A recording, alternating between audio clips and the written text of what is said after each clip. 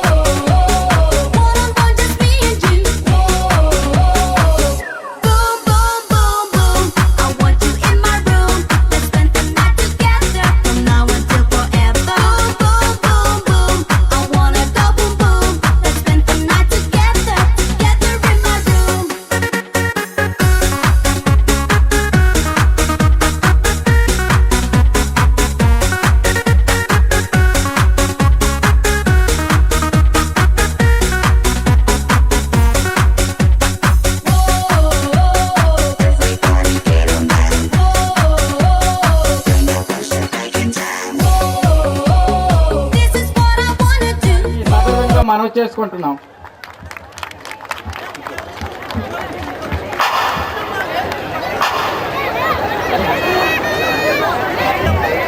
ఈరోజు ఈ ప్రాంగణంలో జరుగు సైనికుడు అను సాంఘిక నాటకానికి విచ్చేసిన చేమలవలస గ్రామ పురజనులకు, పరిసర గ్రామ పురజనులకు, కళాకారులకు, కళాభిమానులకు, కళాపోషకులకు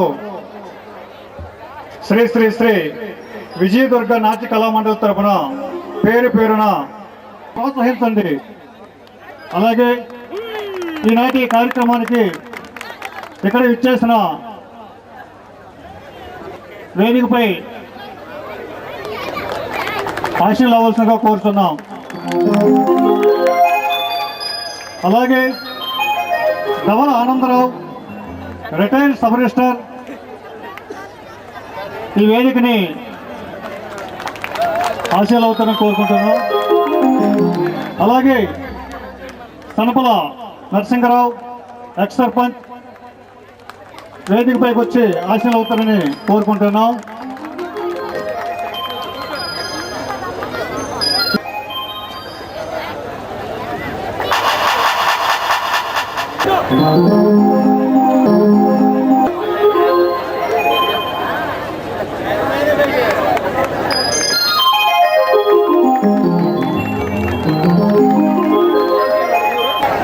అలాగే ఈ మొమెంటో బహుకరిస్తారని కోరుకుంటాం.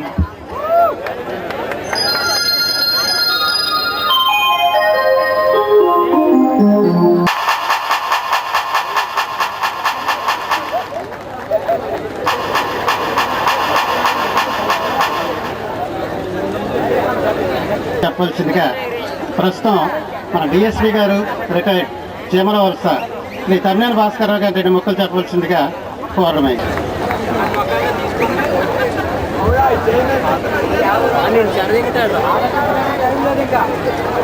ఈరోజు చేమలవలస గ్రామంలో ఒక పండగ వాతావరణం కనపడుతుంది. ఇక్కడ ఈ నాటకాన్ని ప్రదర్శించినటువంటి కళాకారులకు, అలాగే ఇక్కడ ఆశీనులైనటువంటి ఆర్కెస్ట్రా బృందం వారికి, తర్వాతను కళా పోషకులకు, కళాకారులకు, ఇక్కడ మీడియా మిత్రులకు, తర్వాతను మన ఇతర గ్రామస్తుల నుండి వచ్చినట్టు చిన్నలకు అందరకు నా హృదయపూర్వక నమస్కారాలు.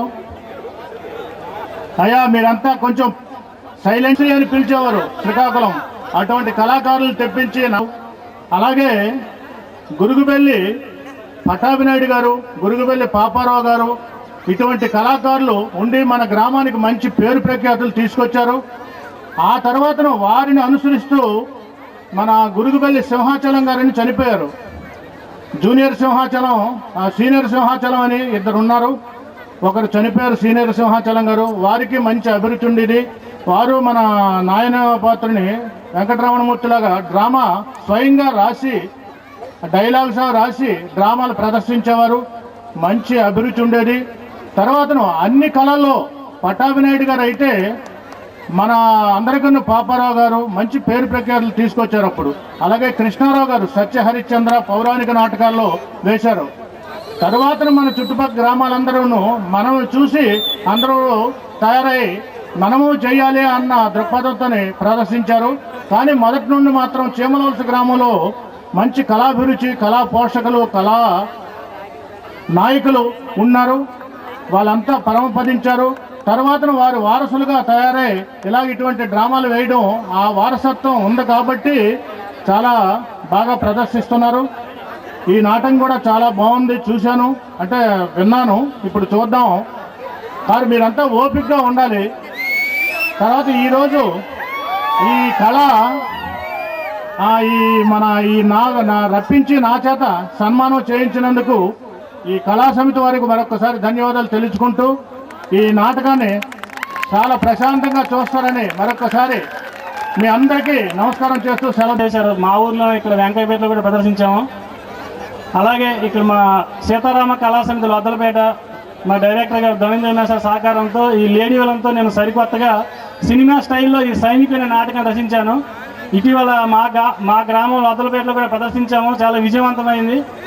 అలాగే నేను రచించిన ఈ నాటకాన్ని ప్రదర్శిస్తున్న మన విజయదుర్గ నాట్య కళామండలి వారికి, మరి సీమలవలస ప్రజానీకానికి అందరికీ పేరు పేరున ధన్యవాదాలు తెలియజేసుకుంటున్నాను.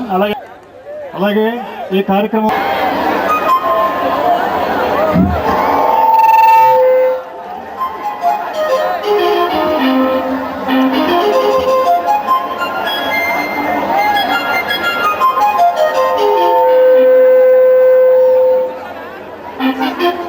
హలో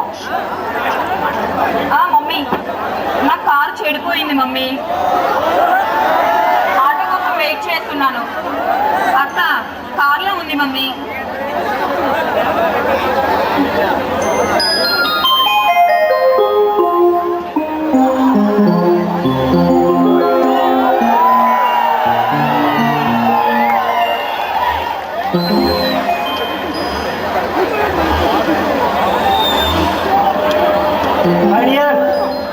ఎలా ఉన్నావు? ఇంతకీ ఎక్కడేం చేస్తున్నావు? చిచ్చి, నువ్వా? నీలాంటి వాళ్ళ కోసం అమ్మాయిలు వెయిటింగ్ కూడా చేస్తారా? ఈ రోజుల్లో చాలా మంది అమ్మాయిలు నాలాంటి వాళ్ళ కోసం వెయిట్ చేస్తుంటారు, నువ్వు ఎలాంటి జులాయో నాకు బాగా తెలుసు. తెలిసి నీలాంటి వాడిని ప్రేమించడమా?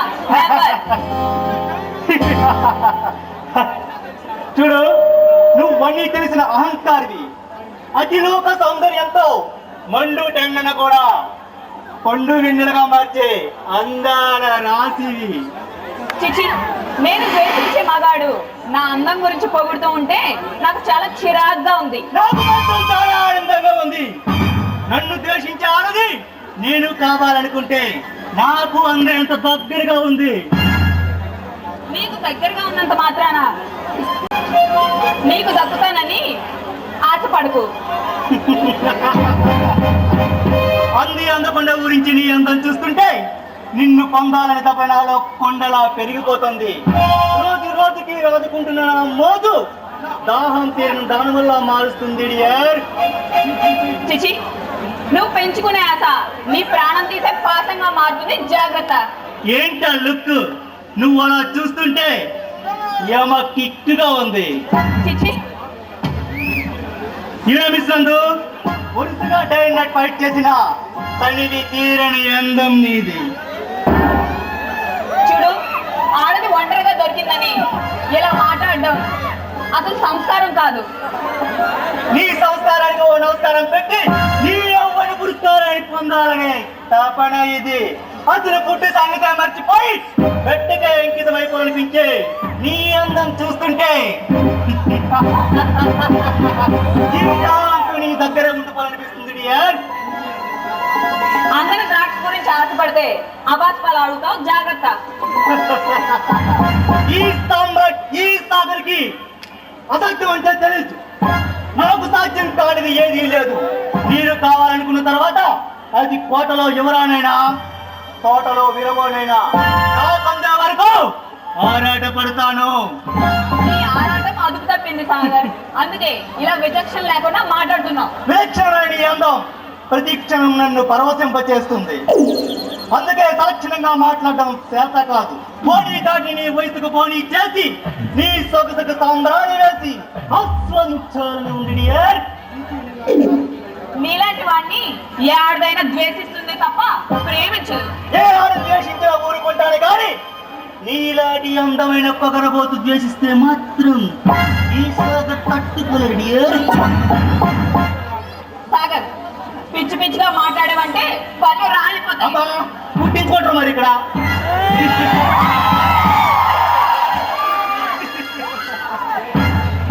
అహంకారాన్ని సమంగా రంగరించుకుని ఉన్న శృంగార రసోగి దేవత. చూడు సాగర్, రాష్ట్రానికే రాజధాని లాంటి రాజేశ్వరి దేవి చిన్న కూతురుతో మాట్లాడుతున్నానని మర్చిపోకు. తెలుసు, నువ్వెవరి కూతురు అయితే నాకేంటి, ఆడదానివే కదా. ఈ అమ్మనడిగా నిన్ను పెళ్లి చేసుకుంటాను మరి బతిమాల, కానీ మీ అమ్మ చాలా తలచెక్క సమాధానం చెప్పింది. చూస్తూ ఉండు, నీకు మొగుణ్ణి అవుతా, నీ అమ్మకి యముణ్ణి అవుతా. అలాగే కలలు కంటూ ఉండు. చూడాలి, నీవు చూడితో తప్పించుకున్నంత మాత్రాన తర్వాత ఇదవుతున్నా చూస్తా. త్వరలోనే నీ మూట పెట్టించుకొస్తా. నీ అమ్మకి నీకు సరైన సమాధానం చెప్తాను యార్.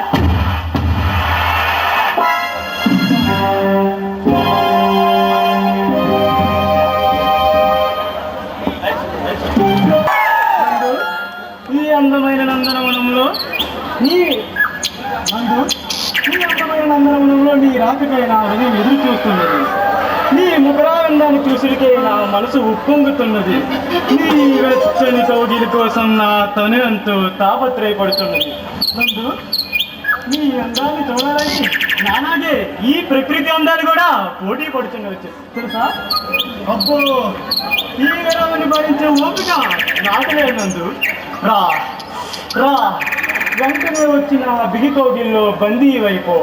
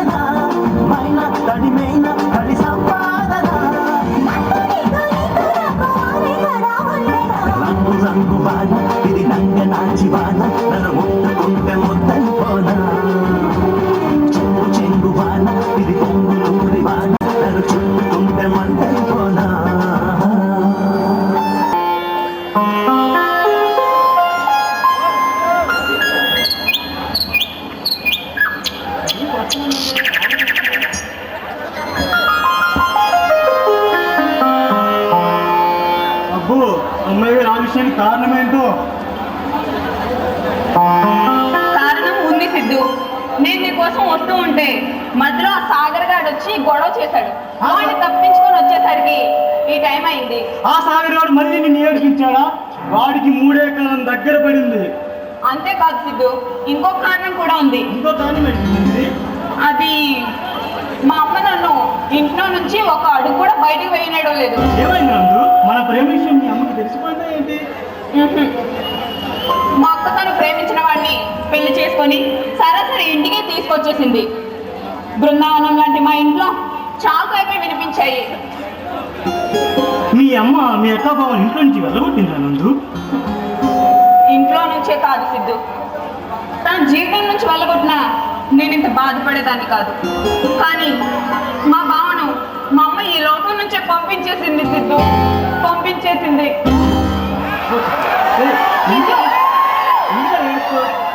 సిద్ధు, నన్ను మర్చిపోతున్నావు. నువ్వేం మాట్లాడుతున్నావు? నిన్ను మర్చిపోమంటావా? నీ ఎక్కడయ్యా నీ జీవితం కూడా అలా అవుతుందని ఎందుకు అనుకోవాలి? ఎందుకంటే డబ్బు లేని వాళ్ళంటే మా అమ్మకు ఇష్టం ఉండదు కాబట్టి, ఆస్తి లేని వాళ్ళంటే మా అమ్మకు అసహ్యం కాబట్టి దయచేసి నన్ను మర్చిపోతుండు. నా ఆశను పక్కన పెట్టి నువ్వే నా ఆశయంగా బ్రతుకుతున్నానందు. నిన్ను పెళ్లి చేసుకుని కాకపోతే నేను బ్రతికినా చచ్చినట్టే.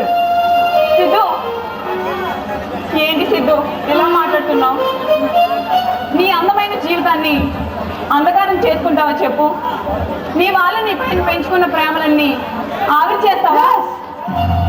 నాతో పెట్టుకున్న అసలు ఆవిరి చేస్తారు. అందుకేనా నువ్వు నన్ను ప్రేమలో దించావు? ప్రేమ అంటూ ఏంటో తెలియదు నాకు ప్రేమ రుచి చూపించావు. ప్రేమ ఊగేటట్టు చేసావు.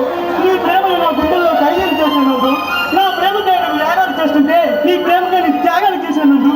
అలాంటిది ఎలా మర్చిపోమంటావు నందు? సిద్ధు, చూస్తూ నేను చంపుకోలేను సిద్ధు. ఆనంద విరిసిన హృదయంలో అగ్నిజాలం రాత్రి నందు.